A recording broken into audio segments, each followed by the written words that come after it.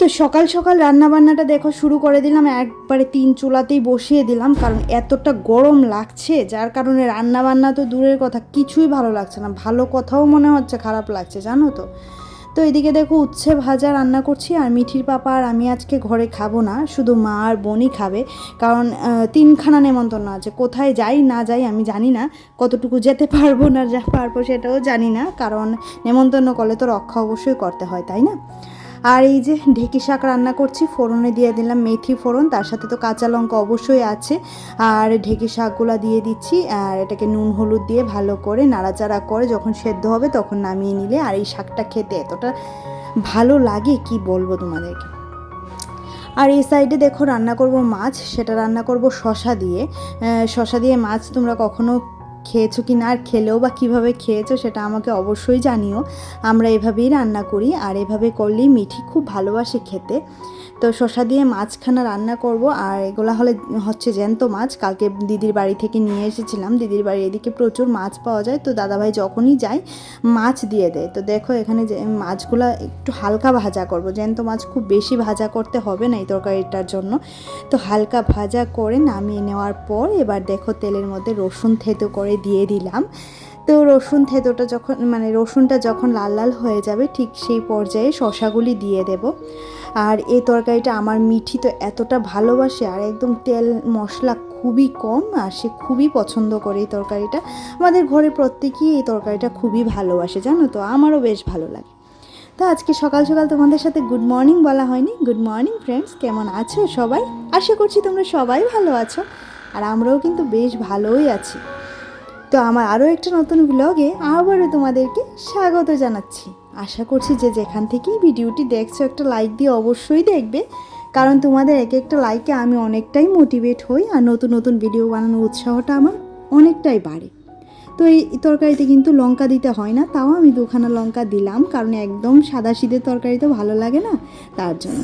আর শশাগুলি যখন মজে এসেছিলো এই পর্যায়ে দিয়ে দিলাম মাছগুলি, দিয়ে এগুলো ভালো করে আবার শশাগুলোর সাথে মিশিয়ে তারপর ঢাকা চাপা দিয়ে এবার জল দিয়ে নামিয়ে নেব।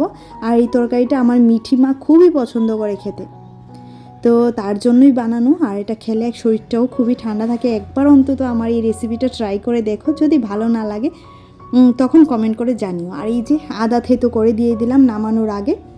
এটা এভাবেই রান্না করে আমার শাশুড়ি মা, এটা শাশুড়ি মায়ের রেসিপি, তো আমারও খেতে ভালো লাগে। পেঁপে দিয়েও রান্না করা যায়, কিন্তু শশা দিয়েই সবচেয়ে বেশি ভালো লাগে। আর এই যে মাছের ঝোলের ফাইনাল লুক।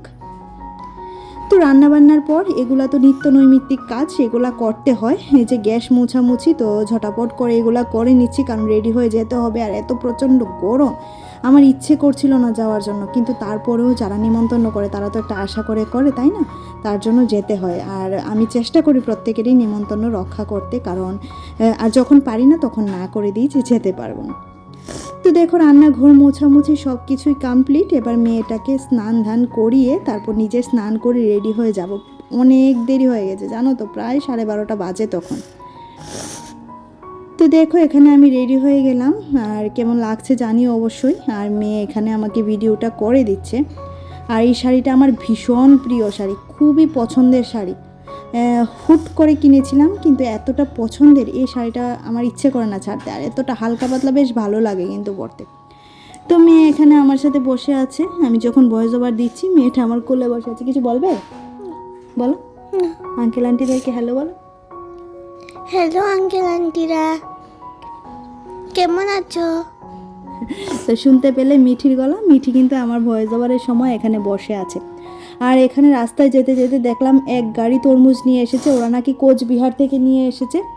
তো কোচবিহারের তরমুজ, যারা যারা আমার দিদি ভাইরা দাদা ভাইরা কোচবিহার থেকে দেখছো জানিও তোমাদের এখানে তরমুজের দাম কত। ওরা কিন্তু আমাদের কাছে 20 টাকা কিলো করে বিক্রি করছিল, জানো তো।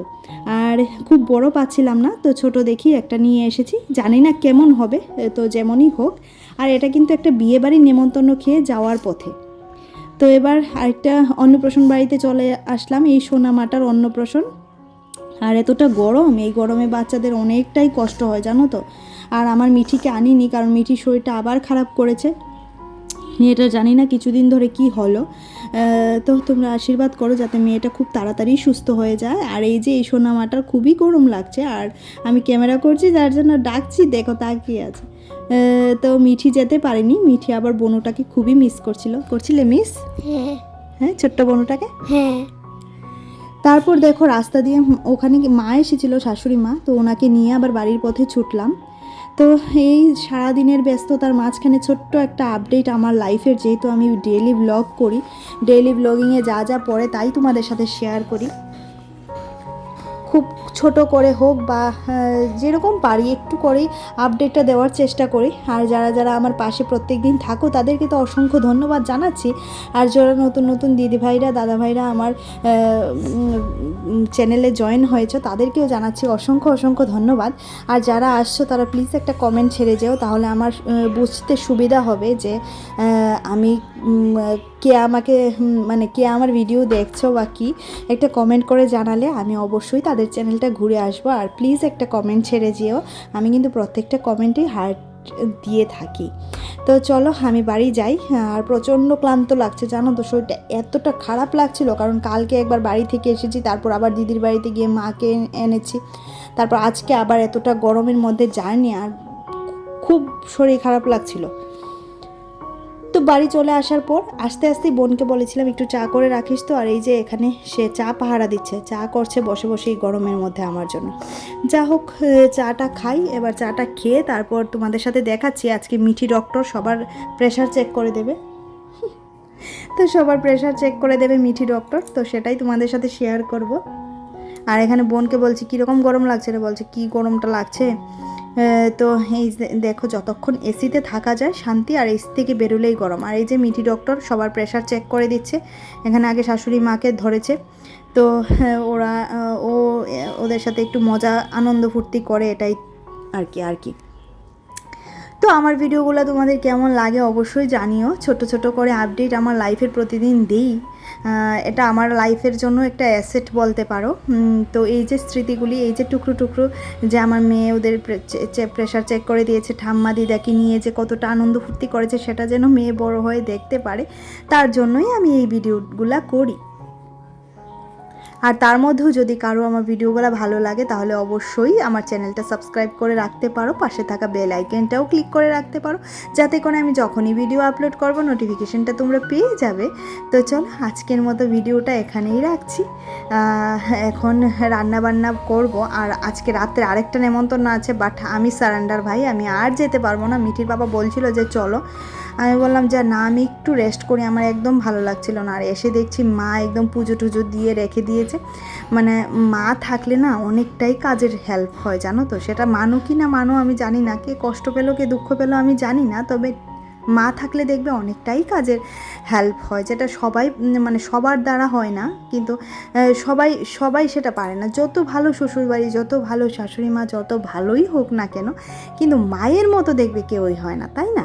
এটা সত্যি কথা, কিন্তু এটা একদম বাস্তব। মাকে তুমি যতটা মন খুলে বলতে পারবে সেটা আর কাউকেই বলতে পারবে না। তো এখানে এবার মার পালা এসেছে, মাকেও প্রেশার মেপে দিচ্ছে মিঠি। তো চলো আজকের মতো tata bye bye, tata tata bye bye.